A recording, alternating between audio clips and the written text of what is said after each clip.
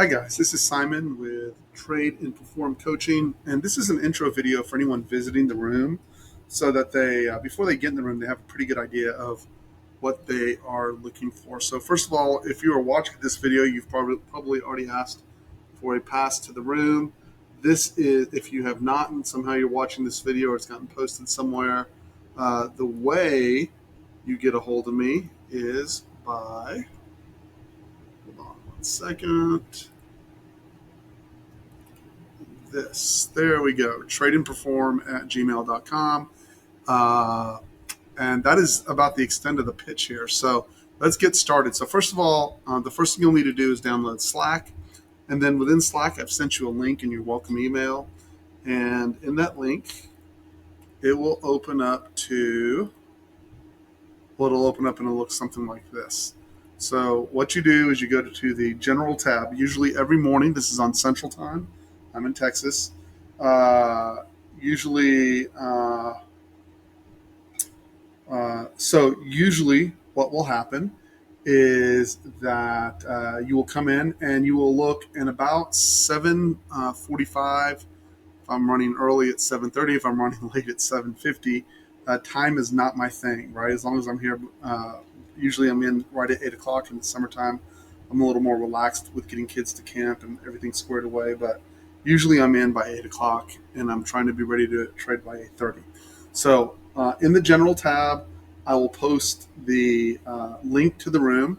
Let me see if I can find Friday morning so you see what it looks like, which would have been, so it's 9:48 a.m. Let's see if we can scroll up a little bit more.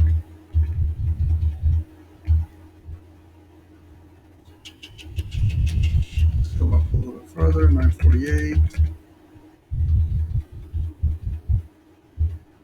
Okay, so it'll look like this. It's this Blue Jeans link. It says bluejeans.com.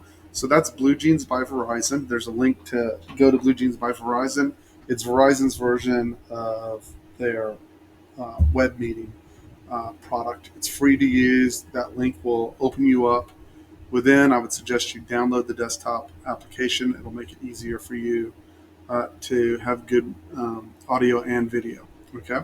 So next, obviously, you can see this is where all the conversation also takes place underneath the general tab, and then you also have the ability to direct message me back and forth within here. The only thing I ask is when we come in the morning to hold the questions until after 10:30 a.m.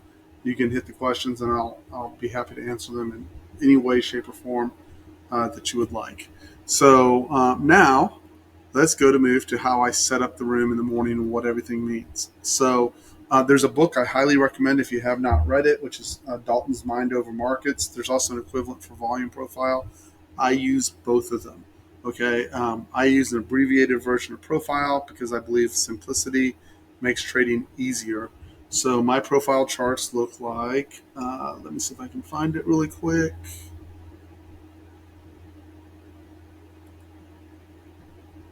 I'm going to try to find so here's my ES profile chart.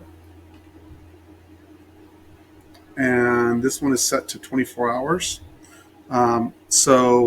Again, when you become a member, assuming you have Sierra Chart, you put the software on your desktop, so you can see the left side is a TPO profile, the right side is the left side is a TPO, the right side is the volume profile. So I don't get all geeked out about low volume nodes and high volume nodes. The thing I'm most concerned about in the room is the end caps, where the green areas are what I'll refer to as unfair pricing, and the blue areas are fair pricing. So just to give, and then when we start off in the morning, I kind of use this.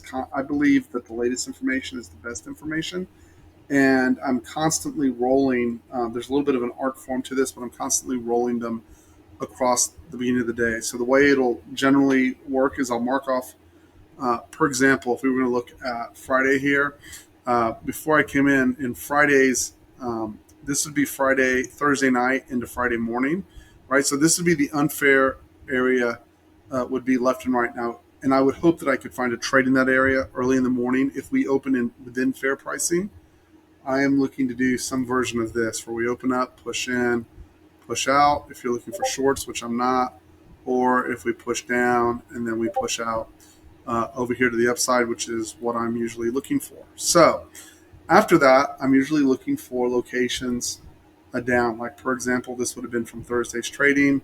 This is unfair pricing in Thursday's trading. So, like tomorrow, since that's still valid, I will extend that over. And you can see even this evening that they really, I guess it's a tad higher because this blue line is where value area low is. That's been untested, and you can see we've bounced right off of it in the Asian session. I do not trade Asia. I used to get up early and trade Europe. I do not do that anymore because I've gotten more concerned with maintaining my health than I have making more money. I guess would be the best way to put that. So I used to trade from London Open to US close, and now I'm really just trying to trade 2 or 3 hours and then an hour in the afternoon. I make plenty of money in that time frame. So those are my primary focus. Sometimes it's 2 hours in the afternoon, but I'm taking a less is more approach. And then if you would have looked from that, from this Friday section, right, I would have come in, and this is where the art form comes in. So this is important. I consider the U.S. session more important than overnight sessions once they get old. Again, once they get old. So, for example, this was the unfair. This was the unfair price or fair pricing from the overnight plus the volume point of control. I do not consider this volume point of control and TPO point of control as important as I would have this TPO and this volume point of control. Why?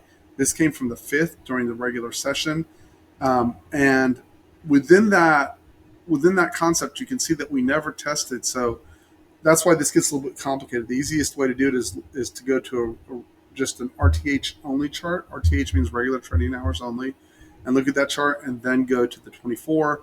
I'm just trying to give you an idea of how I'm placing levels of importance. So this area here, right? This area, while it was very important to me, particularly this area when we opened up on the 6th, right? This area has more importance because it got established during the RTH or the regular trading hours. That was the unfair pricing, and you can see we pushed into the unfair pricing from that area. That is confusing to a lot of people. It's not confusing to me. But what's even more important to me in this process, and particularly if you'll look from Friday, is what I don't want to do. See how this was. So I'm not worried about this because this was overnight, right? I don't care about this. But this area was from the overnight on the 5th going into the 6th. Okay, so the way that this works, let me see if I can make sense. I'm very interested in the overnight, particularly in the first 30 minutes to an hour of the day. But then afterwards, right, where I don't want to trade, so this is important, is where I don't want to trade is where there's no unfair pricing, right?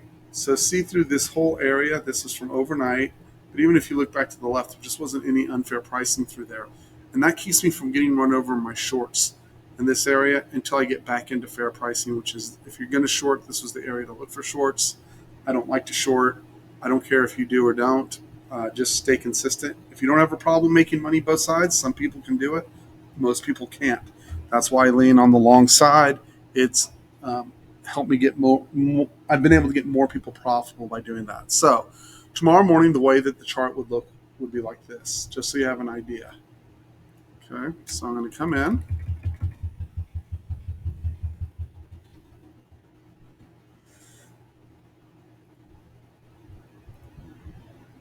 And let me erase these. There's drawing, yes. Drawing, yes. And let me stack this back down. And so the way this will look is like this. I'm interested from here to the high. This is both my target and the areas that I would be looking for rejection or counter rotation within this area. And until we trade above this and then push back in, that's a different story, right? Down here, we have excess at the low from this little area right here. Next, I'm not so interested in the overnight from 7.6. I am interested excuse me, from here to the low. And then I'm going to mark off where the single prints were down here. These are all single prints in here, and you can see we're pushing down into the unfair pricing. Again, I don't trade Asia, so I don't care what it does, one way or the other. And then all I will do in the morning, so that pretty much gives me the two areas I want to trade in within within the prior days. Okay, within the prior day's session, if the market's going to bounce, this is just mind over market basic stuff. This area here becomes my target back in. That becomes your target from areas below, right? Or a primary target from above or below. However, that tends to be a very difficult place to trade intraday versus see this area from over here. This comes from the fifth, and this is a naked volume point of control, a naked TPO point of control. That becomes a very prime location for rejection or an upside target, right? And whereas, and then you see from the overnight on the fifth here, this unfair pricing over here, I'm going to totally ignore it. However, I have a little gap in between here and here. Okay, so that is roughly, I'll draw a line on it.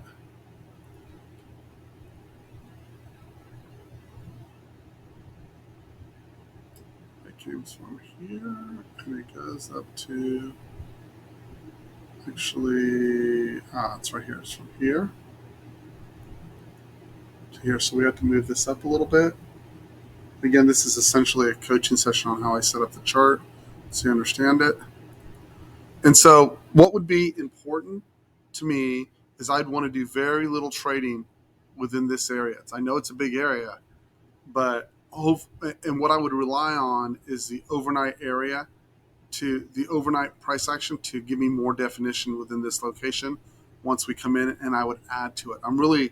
It's really not that complicated. I'm really looking at prior days, fair pricing and unfair pricing, and then overnight I'm looking for it to reset so I have something more clearly defined that I can make my decisions off of. That's how I do the profile. So hopefully that doesn't have your head swimming. That's a crash course in how I use profile. I do not care about each anomaly. I would mark off like this end cap anomaly right here becomes important. Support and resistance. Particularly if we can trade above it, back below, backside test and fail. And then down here, this becomes an end cap anomaly. But okay, so the reason I would not care about this is because it's inside fair pricing, so therefore I do not mark it off. And I do not care very much about the low volume nodes within fair pricing. I find they tend to be very choppy areas to trade.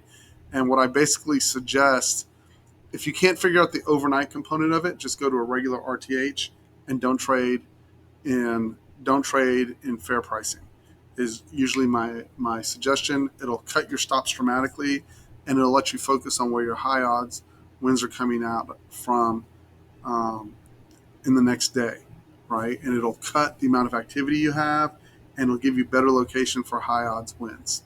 So hopefully that could be a video all by itself on how I do profile, and maybe I'll break it down like that. So now we're going to go to part two. So part two is what am I looking for on the actual chart. So let's go and talk about that for a minute. Maybe I should have started there, but I started on the hard part. So if you're still with me, I know you're still interested.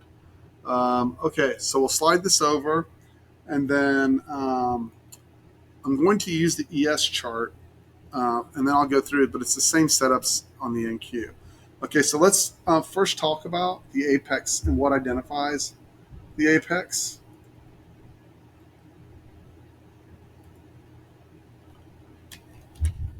Okay, so let's talk about the apex. Let's make this really big so people can see it. We'll make it ridiculously big. Okay, there we go. When I say apex, right, what I'm talking about is this blue little upward facing triangle at the bottom and downward facing triangle, upward facing, I'm totally dyslexic, upward facing triangle at the top, downward facing triangle at the bottom. Basically, that's telling me that there was clearly, because of the way the volume and the way that the market turned and the profiles that are within there, that was a significant turning point, right? And so when I mention an apex, that's what I'm calling an apex right there. It has that little blue triangle on it. Okay, so that's step one.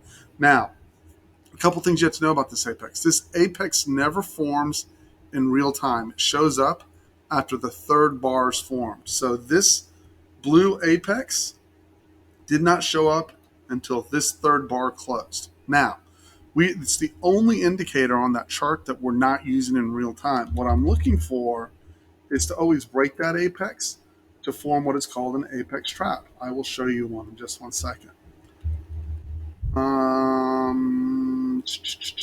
There's got to be one in here somewhere. They didn't leave me all alone. Okay, here we go.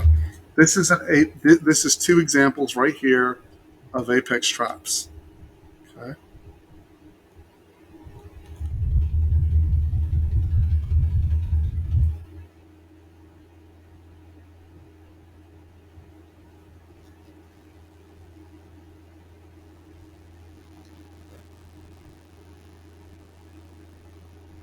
Give me just 1 second, guys.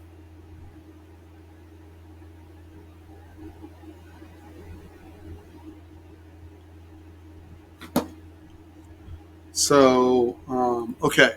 So what we are, here's an apex, right? So remember, this apex formed when this third bar showed up. So you don't have to sit there and watch it like a hawk. We're never trading off the apex that's forming. Secondly, when we take an apex trap, this little blue triangle does not, I want to repeat, does not have to be there. You're not waiting to see this blue triangle and then go long all the way up here is not what you're doing. Okay. So what you are doing is that when you get an apex, let's see if I can find, we'll just use this. I put a line at the bottom. And the basic concept of an apex is it gets pierced. Okay. And I'll make a further distinction in just a moment. It gets pierced and then gets closed back in. When this bar closes, right? When this bar closes, you now have an apex trap. Okay. That's a specific trade that I post.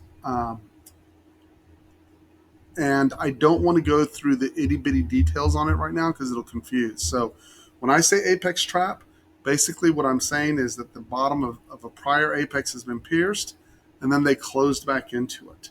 Okay. So this is an example of an apex trap as well, right over here.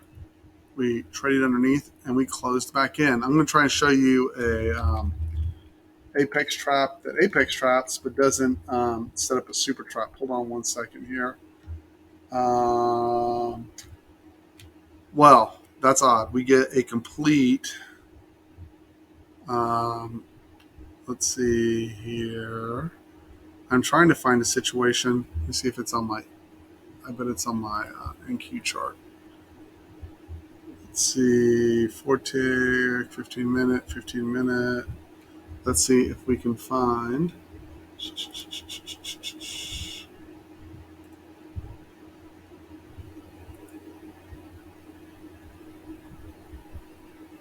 Here we go.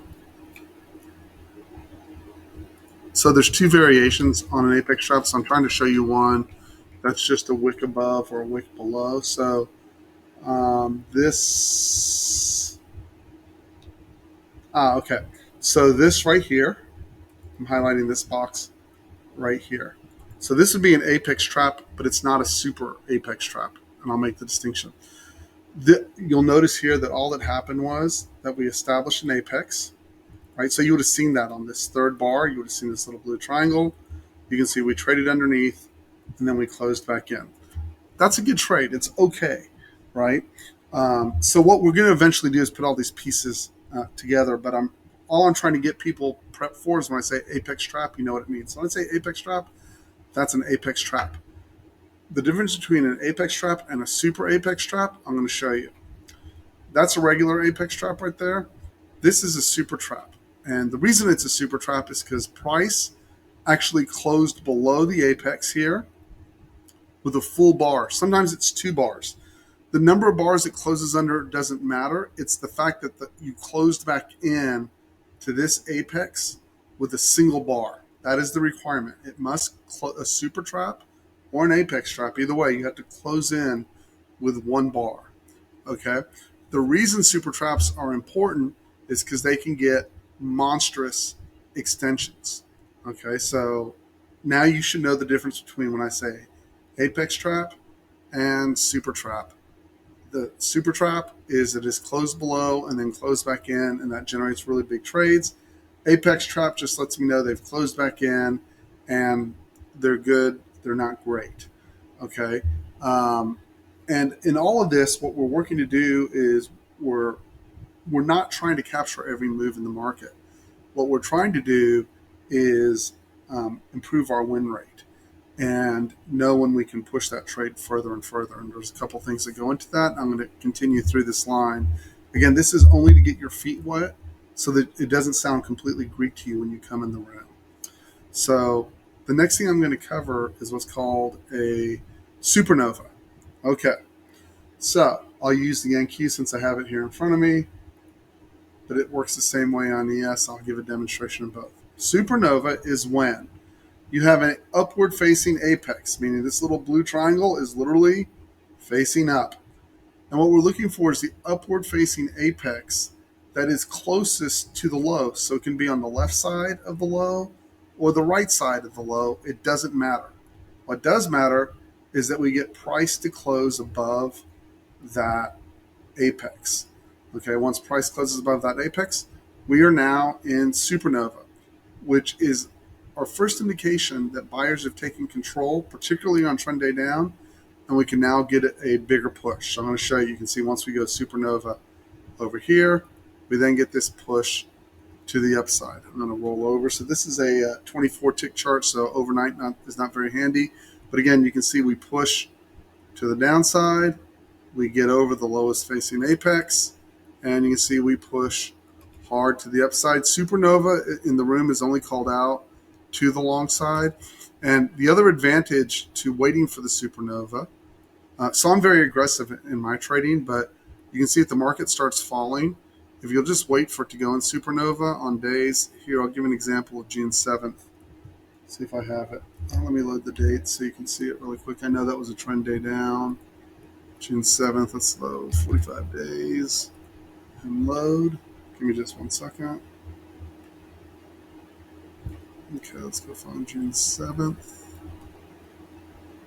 Here's June 7th. So you can see on June 7th, this is 9 a.m. Central Time right here. And you can see we launched into this trend down. And as we all know, hard trends down can be very costly, right? So what we're looking for is to get a close above this apex. Let me draw a line across it to see whether we got it. That's the lowest one. Oh, no. A little bit of Mr. Magoo here. Let's see if we can fix this. There we go. So on the way down, right, you can see this does not go supernova till all the way over here. Now, that does not mean there were not any trades or any trades you could not have taken. In my case, I probably would have taken this, which would have been a stop. I would have taken this, and I would have taken this. So, but that's all right. I understand the context of where and why I'm taking it. What I would not have done is pushed any of those trades. One would have been an outright stop. One would have been a break. First one would have been a break even. Second one would have been an outright stop. Third one would have paid. Fourth one would have paid, right? And then this would have been a stop. So I'm going to show you. Okay, once we get over here and we've closed completely underneath, see how it can't close back into the original point from which we formed supernova. Now you're waiting again. So the difference between the stops and taking the stops and not taking the stops is that had you been waiting for it to go supernova, this would have been your first trade and you would have had a singular stop in that process, right? So again, when I'm trading, I'm aggressive, right? I would have taken this. I'd have taken this. I'd have taken this. I'd have taken this. and I would have taken this. But we're not in supernova yet, and this ends up being, I know for a fact, trend day down, which is why I picked to show. If you're waiting for supernova, again, this market goes supernova right here. So you have to close it. That's the lowest apex. This ends up being the low to the downside, apex to the upside, closes above your supernova. And the reason that's important is so when I take that pink bar up, I know I can at least attempt to push out for a further trade. You can see I'm looking really for apex traps and super traps, which we could not get here. And then I'm looking for the pink bars and the blue bars. So again, the best I would have been doing would have been this right here. And even then, I really hated that we can't form, now that you know what an apex trap, we couldn't form an apex trap or a super trap. The whole thing gets busted down here and you start over again, and it's the end of day. I would not have traded this end of day, right? So the whole point behind that is that waiting for that supernova. Once we get into that supernova, it tells you a larger extension has a strong possibility of coming. Now, June 7th was the hardest down day. I'm going to contrast that. I believe we can just go and look at Thursday morning. Um, let's see if I can find it here.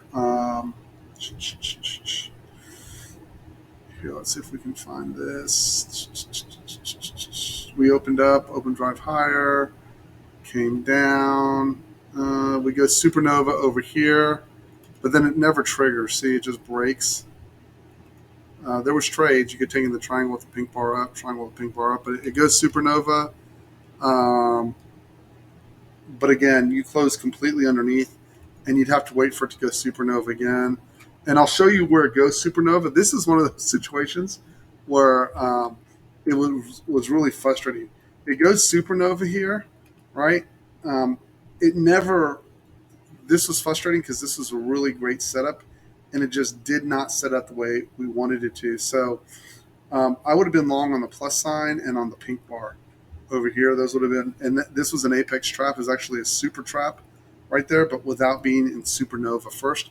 When it went supernova, usually what I want is for it to go supernova, come back, give me the setup one more time to get this giant move. It just took off. And I can give you an example again of a day where one of the reasons I encourage people to trade in the AM, and if you're not profitable or skilled in the PM, because this would have been a great example. This is a valid entry. Stop. This is a valid entry. Stop.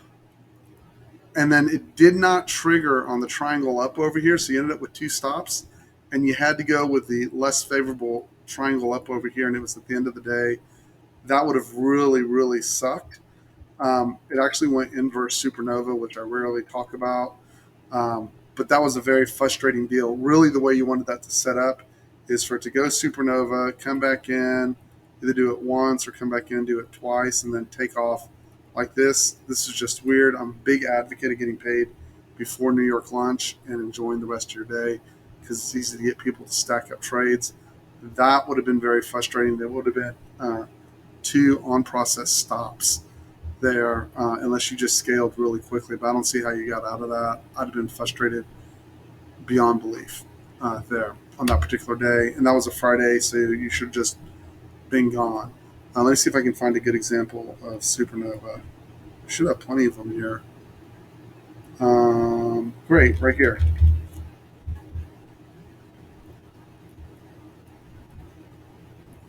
So market opens up, we push down, we go supernova right here. Here's your first triangle up with the plus sign. If you haven't figured it out, I look for the plus signs. I look for the pink bars, but again, I'm looking for a big push. And see ya. It's just a beautiful trade. So that's apex traps, super traps, and supernova, right? So just so you know. And then the other thing you'll hear me say a lot is I'm looking for the bars to come off the fourth rail. The fourth rail always refers to this blue channel. This is a Keltner channel. There used to be two inside channels. I took them away. So the point of the Keltner channels was to give people an initial target because I'd have people, for example, enter here and exit like right here, like almost immediately. So I needed a way to move people's eyes up and down. There was no reason to reinvent anything. You could use Bollinger Bands as well, I suppose, but We use the Keltner channel. And so what we want is the bar to have physical contact at some point, even if it's just a little tip of it, of the prior bar, prior to the triangle up. Now let's talk about triangles up and triangles down. We are looking for something very specific on this triangle up and triangle down, both in ES and in NQ. And that is, I'm looking for a triangle up with a pink bar, and I'm looking for a triangle up with a plus sign, and preferably coming off the bottom of the channel. That's actually about as beautiful as supernova as you can see, because it went supernova and it came all the way back and touched the bottom channel and gave you a pink bar up. And that was obvious. That was a $2,000 per contract trade. Okay, so now what you'll hear me say in the room is, if you want to be conservative, you will wait for supernova to form first. If you're aggressive, you're looking for us to be either at or beyond the fourth channel, and then you're looking for your triangle up with the pink sign, triangle up with the purple sign, and then with the pink bar, excuse me. And then the last thing you're looking for, which goes back to what I talked about originally, is you're looking for that all of that to occur in unfair pricing. So per example, if we go back to June 12th, and let me find my NQ profile.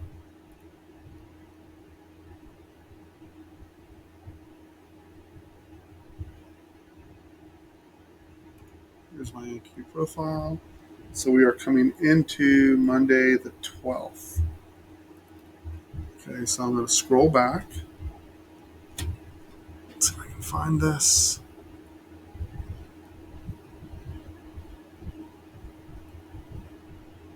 Okay, so here's 612. That is 8:30 in the morning.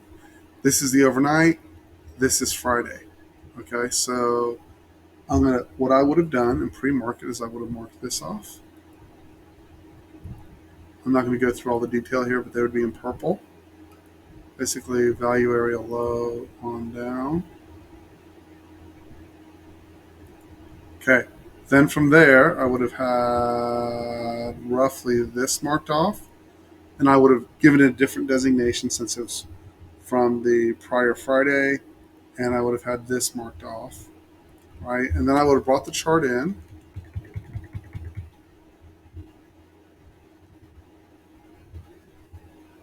and I would have had, let's see, if we're on the 12th, dun, dun, well, I had to go way back there, so I'm not going to do it right now to find the unfair pricing above those levels, right? So that kind of gives me a pretty good idea of what I'd be looking for, right? So then I'm going to come over to this chart, and of course it's not on here. Why is it not on here? Because I would have been looking at the 13th. Let's go look really quick. Going back to the 12th.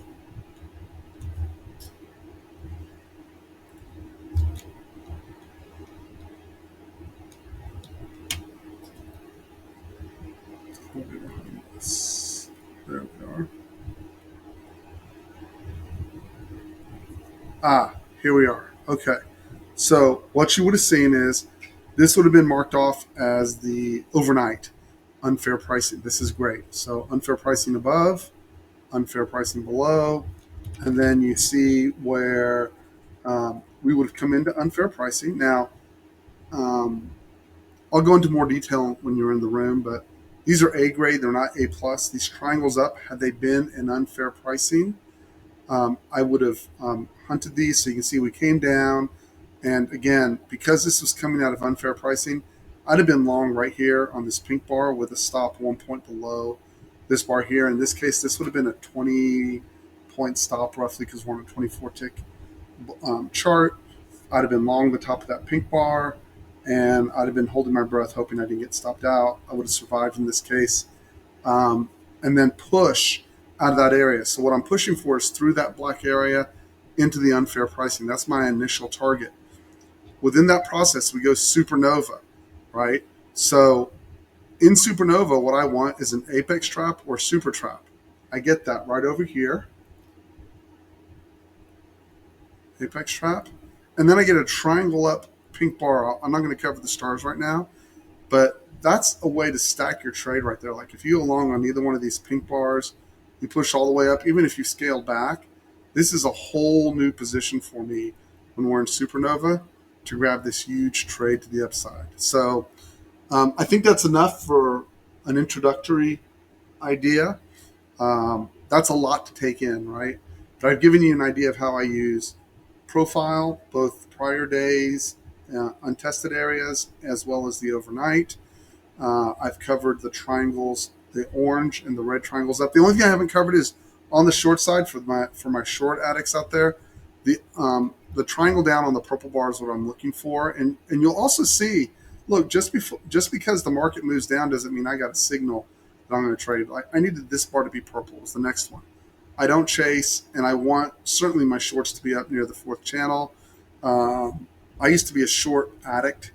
It took me a long time to break myself of it. I used to trade around the clock. It took me a long time to break myself out of that as well. And I just see people doing better when they focus on one side, they make their money, and they go on enjoying their life and their family. And that's what this is all about. I haven't covered the stars. I'll cover that in the room. The stars just indicate that they're pushing really hard in one direction. It's a great way to find where they're trapping traders. I don't want to go through that in great detail right now. Um, and really, that's about it. I mean, I think that would give you a foothold. I haven't covered the how I read delta in here. I'll cover that later. Um, but this should give you enough to understand, hey, this is what I'm looking for. And really, if you can't figure anything else, I can tell you, I coach my daughter in trading, and she has one objective. If she can't figure anything else out or she doesn't know what's going on, I tell her, take the pink triangle up or the triangle up with the plus sign and stay on that. And don't worry about your P&L. It'll work itself out, right? And she's in university right now, but she does well enough to out earn all her peers. I can tell you that. So very, very proud of her. And that's the beginning. So anyways, my name is Simon. Y'all are welcome to ask questions. The only thing I ask is please don't bombard me at 8:30. I'm totally dyslexic and distractible. Once I start going down a path, the focus for the room is lost. So I really try to quash all questions in the morning. I try to cover the important parts. I will say when I'm taking a trade to the long side, the room does talk about short side and long side, but you will see me encourage people in a very strong fashion to focus on the long side of the trade. Nothing wrong with the short side, but I find people have a very overestimate their mental ability to flip on both sides and be accurate and get the big pushes. So, anyways, that's my 2 cents, guys. I hope this helps. This is my first attempt at doing kind of an intro video of everything of what you'll be looking for, so that when you come in the room, you have an idea. If it feels overwhelming, it's not. It'll sort itself out in a couple of days. At the end of the day, what it comes down to is, are we at the fourth channel? Do I have a pink bar up? Or do I have a triangle up with a pink bar? Or do I have a triangle up with a plus sign? And if I do, I'm probably in pretty good company. And then we just work on nuance, whether it's through one-on-one coaching or the coaching I do in the room, and you improve over time. It's not designed to be, you can make a lot of money with this, but I'm not the type that goes, you'll be a billionaire in a month trading this. This will take work, and we'll have to find out what your difficulties are. And it's challenging integrating this idea with previous conceptions you have of the market.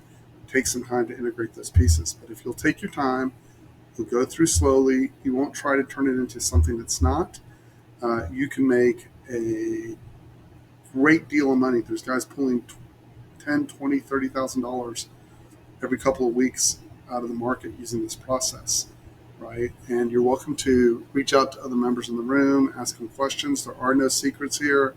The secret is don't ask me any questions in the first 30 minutes of the day, first 2 hours of the day, because that's when I'm making my money and getting myself paid and trying to help everyone else get paid as well. So welcome to the room. My name is Simon. It's a open door. I'm open to constructive criticism. And then the only other thing is the rules broken on occasion, primarily by me, but avoiding profanity. I'm, I'm, my dollar jar is quite full on that on my end. Um, no, there are ladies in the room, so let's keep all the discussion on trading. And the other thing is, I do not welcome other trading ideas outside during trading hours. In the afternoon, if you want to post stuff, or in the evening, you want to post stuff or ideas, that's fine, but not during trading hours. Everyone in the room, everyone on the team is bought into a process, and it is a team. We rely on each other to spot things, identify things, keep each other out of tilt. And we've worked very hard to create this environment. And as long as you're willing to work with that environment, you are welcome. If you're not willing, it's not a free speech room, and I do not care in particular about other methods. I worked very hard and very long time to develop this method, and it lets me help other people make money, and more importantly to my family, it allows me to make a very healthy living. And yeah, so that's my 2 cents, and I want y'all to be successful. Have a great night, guys. My name is Simon. This is how you get a hold of me. Let's see what I do with that right there. tradeandperform@gmail.com, and have a wonderful night. I will see everyone in the AM.